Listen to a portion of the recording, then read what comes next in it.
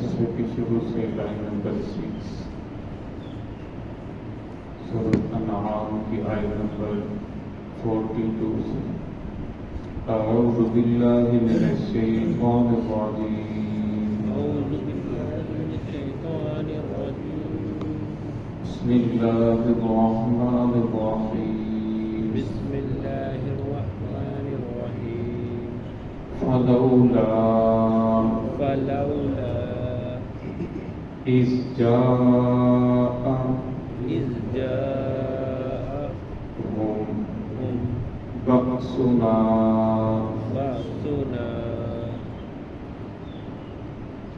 तज़र्रऊ वलाकिन क़सत क़ुलूबुहुम वज़य्यन लहुमुश शैतानु मा कानू यअमलून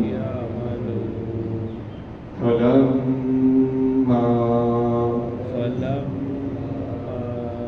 नसू मा ज़ुक्किरू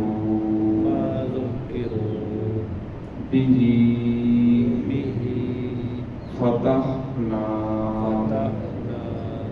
अलैहिम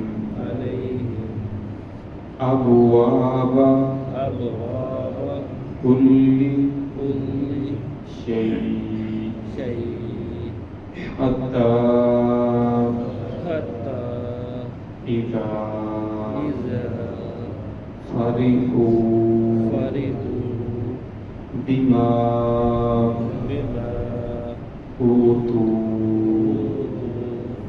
अख़ज़नाहुम बग़ततन फ़इज़ा हुम मुब्लिसून फ़क़ुतिअ दाबिरुल क़ौमिल्लज़ीना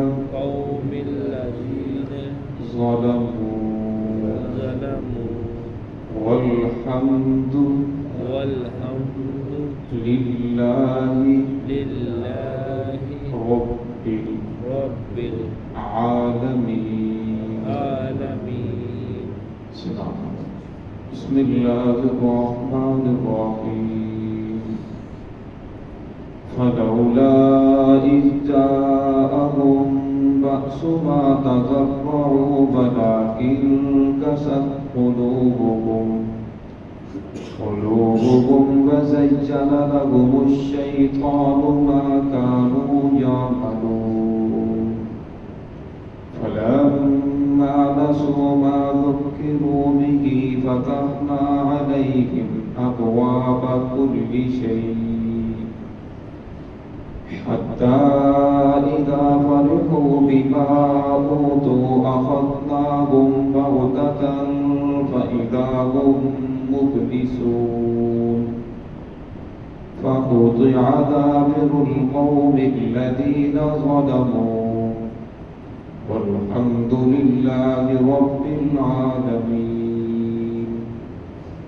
फलौला इज़ जाअहुम बअसुना, क्यों नहीं जब आया उनके पास अज़ाब, तज़र्रुअन वो गिड़गिड़ाते, वलाकिन क़सत क़ुलूबुहुम लेकिन उनके दिल सख्त हो चुके थे, वज़य्यन लहुमुश शैतान और मुज़य्यन किया शैतान ने उनके लिए उनके आमाल को, बुरे अमलों को।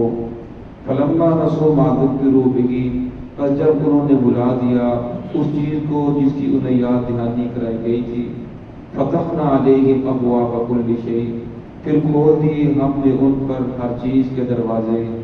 हत्ता इज़ा फरिहू, हत्ता के यहाँ तक वो जब वो बिल्कुल खुश हो गए, बिमा ऊतू उस चीज़ पर जो हमने उन्हें अता की, जो उन्हें अता की गई, फ़अख़ज़नाहुम बग़ततन, फिर अचानक हमने उन्हें पकड़ा, फ़इज़ा हुम मुब्लिसून, अचानक वो नाउमीद हो गए।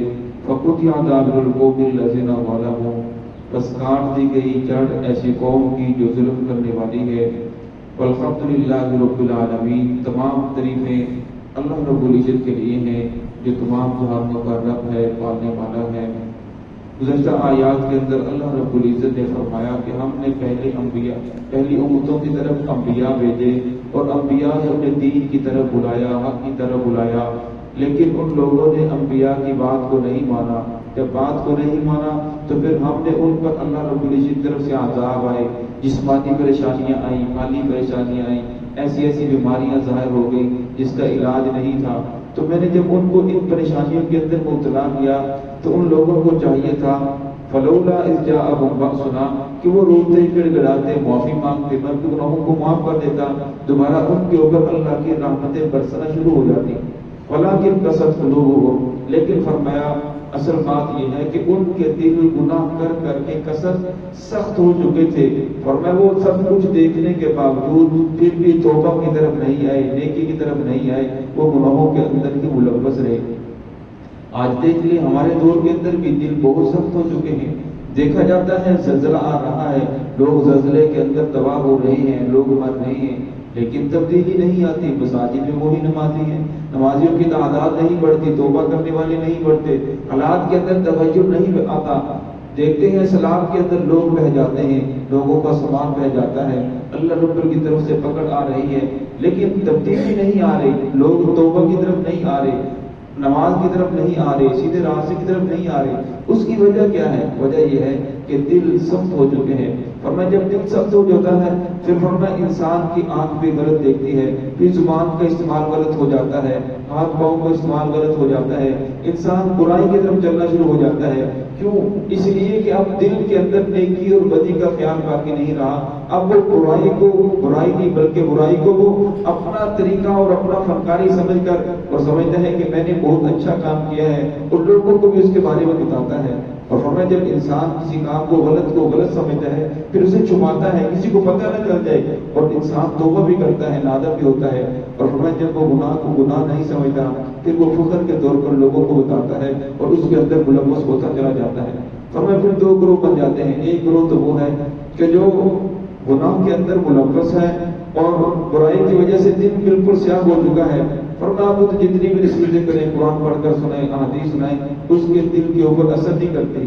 فرمایا اس کے لیے آپ دعا ہی کر سکتے ہیں اور اس کا اور کوئی حل نہیں۔ اللہ رب العزت کی ذات سے ہدایت نصیب فرمائے۔ اور دوسرا گروہ وہ ہے جو نمازیں بھی پڑھتا ہے، روزے بھی رکھتا ہے، حج بھی کر رہا ہے، سال کے اندر 2-3 عمروں بھی کر رہا ہے، زکوٰۃ بھی ادا کرتا ہے، دین کے باقی احکام کے اوپر بھی چل رہا ہے، لیکن جب دکان کے اوپر جاتا ہے، ملازمت میں جاتا ہے، تجارت کرتا ہے، ہمیں وہ دھوکہ بھی دے رہا ہے، فراڈ بھی کر رہا ہے، غلط بیانی بھی کر رہا ہے، اچھی چیز دکھا کر بری چیز دے رہا ہے۔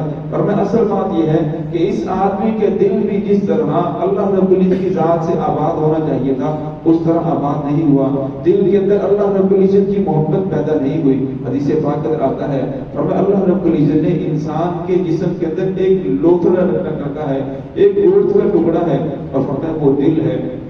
فرمایا اس کی حیثیت جسم کے اندر بادشاہ کی طرح ہے، جس طرح بادشاہ ہوتا ہے وہ جو چاہتا ہے اسی کے مطابق باقی رعایت چلتی ہے۔ فرمایا یہ دل جب بالکل درست ہو جاتا ہے، فرمایا پھر انسان کے اعمال درست ہو جاتے ہیں، اور فرمایا یہ جب یہ دل بگڑتا ہے فسد جسد کلہ، فرمایا پھر انسان کے اعمال بگڑ جاتے ہیں۔ اور فرمایا الا وحی القلب، فرمایا غور سے سن لو، غور سے سن لو، وہ دل ہے، وہ دل ہے، وہ دل ہے۔ فرمایا یہ جب دل بگڑ جاتا ہے تو انسان کے اعمال بگڑ جاتے ہیں، جب دل درست ہو جاتا ہے تو انسان کے اعمال درست ہو جاتے ہیں۔ ہم دیکھتے ہیں کہ جو آدمی بھی ہے وہ گناہوں کے اندر ملوث ہوتا کیوں چلا جاتا ہے؟ سیاستدانوں کو دیکھ لیں، ہر کے اندر گھر بھی لگا ہے، زیارتیں بھی کر رہے ہیں، دعا بھی کر رہے ہیں، عمروں میں بھی جا رہے ہیں، ذخیرہ دوزی بھی کر رہے ہیں، لوگوں کو خون بھی پی رہے ہیں۔ یہ سب کچھ کیا ہے؟ کیوں ہے؟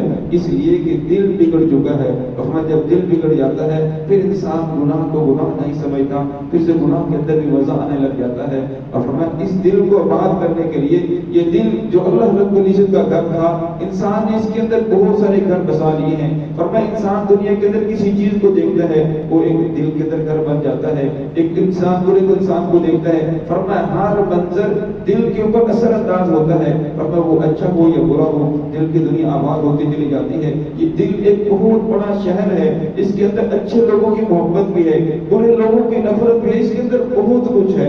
اور فرمایا اسے سیدھے راستے کی طرف لے کر آنا یہ انسان کی اپنا اس کا اختیار ہے کہ ان لوگوں کے ساتھ بیٹھے، نیک لوگوں کے پاس بیٹھے، دین کی بات سنے، قرآن پاک پڑھے، ورنہ پھر دل بالکل سیدھا ہو جاتا ہے۔ حدیث پاک آتا ہے رسول اللہ صلی اللہ علیہ وسلم نے فرمایا کہ انسان جب گناہ کرتا ہے دل کے اوپر ایک سیاہ نقطہ لگتا ہے، اگر توبہ کر لے تو وہ یعنی دل کو بالکل صاف ہو جاتا ہے، اگر وہ توبہ نہیں کرتا دوسرا تیسرا حتیٰ کہ نقطے لگتے لگتے دل بالکل صاف ہو جاتا ہے، پھر انسان کو گناہ نہیں لگتا، پھر وہ گناہ کے اندر ملوث ہوتا چلا جاتا ہے۔ تو اللہ رب العزت نے فرمایا کہ وہ لوگ ان کے اوپر میں نے عذاب کو بھیجا، ان کے اوپر پکڑ آئی، جسمانی بیماریاں آئی، مالی تنگی آئی، معاشی حالات کو تنگ کر دیا، حکمران ان کے اوپر ظالم مسلط کر دیے، ان لوگوں کو چاہیے تھا کہ وہ گڑ گڑاتے، تضرع معافی مانگتے، عاجزی کرتے، لیکن وہ بلا کے قصد قلوبہم ان کے دل سخت ہو چکے تھے، وزین لهم الشیطان اعمالهم وزین لهم الشیطان، اور شیطان نے ان کے لیے ان کے برے عملوں کو مزین کیا، برے اعمال ان کے سامنے ایسے پیش کیے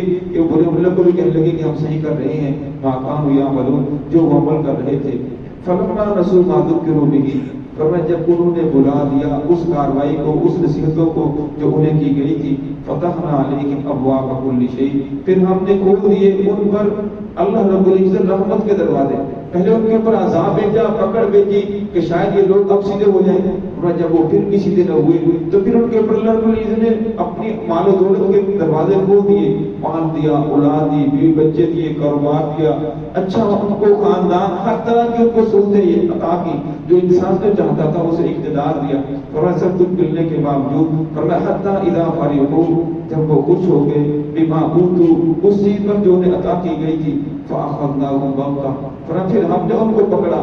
فرمایا سب نعمتیں ملنے کے بعد پھر انسان یہ کہنے لگا کہ یہ تو میرا خود کمال ہے، یہ تو میرے ہاتھوں کی کمائی ہے، اپنا کمال سمجھنے لگا، اللہ کا فضل نہیں، بلکہ کہنے لگا اللہ کا فضل کیسے، یہ تو میں نے اتنی محنت کی، خود محنت کرتا رہا صبح سے لے کر شام تک، آپ کو کیا معلوم یہ کس طرح میں نے سب کچھ جمع کیا ہے۔ فرمایا ان لوگوں نے اللہ کا شکر ادا کرنے کی بجائے جب ناشکری کے اوپر اترے تو اللہ نے فَإِذَا هُمْ مُبْلِسُونَ، پھر اچانک ان کے اوپر پکڑ آئی، تمام کے تمام کو ختم کر کے رکھ دیا۔ وہی بارش، وہی پانی جو انسان کی زندگی کا سوال ہے، وہی پانی جب بڑھا تو ان کو پانی کے اندر غرق کر دیا۔ وہی ہوا جو زندہ رہنے کے لیے ضروریات میں سے ہے، فرمایا اسی ہوا کو اللہ رب نے چلایا تو ہوا نے ان لوگوں کو پٹک پٹک کے مارا، اتنے لمبے لمبے قد ایسے پڑے ہوئے تھے جیسے کھجور کے تنے۔ فرمایا پھر اللہ رب کی طرف سے عذاب آیا، بارش کا ایک بادل کا ایک ٹکڑا آیا، سارے لوگ اس کے نیچے جمع ہو گئے، تو اللہ رب العزت نے اس بادل سے آگ برسی، پتھر برسے، ان تمام کے تمام لوگوں کو ختم کر دیا۔ فقطع دابر القوم الذین ظلموا، فرمایا اللہ رب العزت نے کاٹ کے رکھ دی جڑ ایسی قوم کی ظلموا جو ظلم کرنے والے تھے۔ فرمایا اگر جڑ ہری ہو تو درخت سوکھ بھی جائے تو اس کے دوبارہ ہرا ہونے کی امید ہوتی ہے، سبزہ آنے کی امید ہوتی ہے۔ فرمایا جب جڑ ہی کاٹ دی جائے تو فرمایا پھر وہ درخت دوبارہ ہرا بھرا نہیں ہوتا بلکہ خشک ہوتا چلا جاتا ہے۔ تو اللہ رب فرماتے ہیں جو ایسی قوم ہے جو ہمارے مقابلے کے اندر آ جائے، ماننے کے لیے تیار نہ ہو، تو ہم ایسی قوم کی جڑ کو کاٹ دیتے ہیں۔ والحمدللہ رب العالمین، تمام تعریفیں اللہ رب العزت کے لیے ہیں جو تمام جہانوں کا پالنے والا ہے۔ اب یہاں فرمایا جا رہا ہے کہ ہم نے ان کی جڑ کاٹ دی، پھر آگے فرمایا الحمدللہ کہ اللہ کا شکر ہے ان کی جڑ کاٹ دی گئی۔ فرمایا اصل بات یہ ہے کہ انسان کو جب کینسر ہو جائے یا کوئی ایسی بیماری لگ جائے جو ایک کی وجہ سے دوسرے عضو کو خراب ہونے کا خطرہ ہو، فرمایا پھر انسان اس عضو کو کاٹتا ہے تو شکر ادا کرتا ہے کہ یہ تو کٹ گیا، باقی جسم صحیح سالم بچ گیا۔ تو اللہ رب نے فرمایا یہ اب ایسا جس معاشرے کے اندر ایسے لوگ بن چکے تھے کہ ان کی جڑ کو کاٹنا ضروری تھا، اگر جڑ کو نہ کاٹا جاتا تو ان کی وجہ سے اور لوگ برائی کے اندر ملوث ہوتے چلے جاتے۔ اور میں جب جڑ کو کاٹ دیا گیا، اب آنے والے لوگ اللہ کی ذات سے امید ہے کہ وہ سیدھے ہوتے چلے جائیں گے۔ تو قرآن پاک کے اندر جو واقعات بیان کیے جاتے ہیں یہ کوئی تاریخ کی کتاب نہیں، یہ کس سے کہانیاں نہیں، اللہ رب العزت واقعات اس لیے بیان کرتے ہیں کہ گزشتہ قوموں کے اندر یہ برائیاں تھیں، ان کے اوپر اللہ کی رب یہ عذاب ہے، یہ پکڑے ہیں۔ اگر تم لوگ اس طرح بات نہیں آؤ گے، انبیاء کی بات کو نہیں مانو گے، محمد رسول اللہ صلی اللہ علیہ وسلم کے طریقے کے اوپر نہیں چلو گے تو تم پر بھی اللہ رب العزت کی پکڑ آ سکتی ہے۔ تو ہے کہ اللہ رب العزت ہم سب کو اپنے اعمال درست کرنے کی توفیق عطا فرمائے۔